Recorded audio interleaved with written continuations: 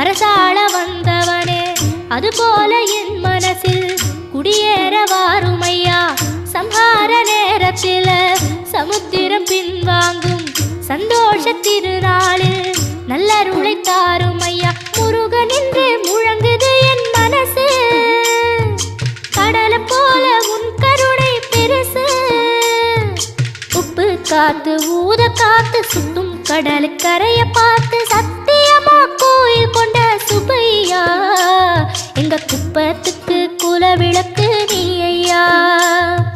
திருச்செந்தூர் ஆண்டவனே வேல் முருகா, தினம் உனக்கு நன்றி சொல்வோம்.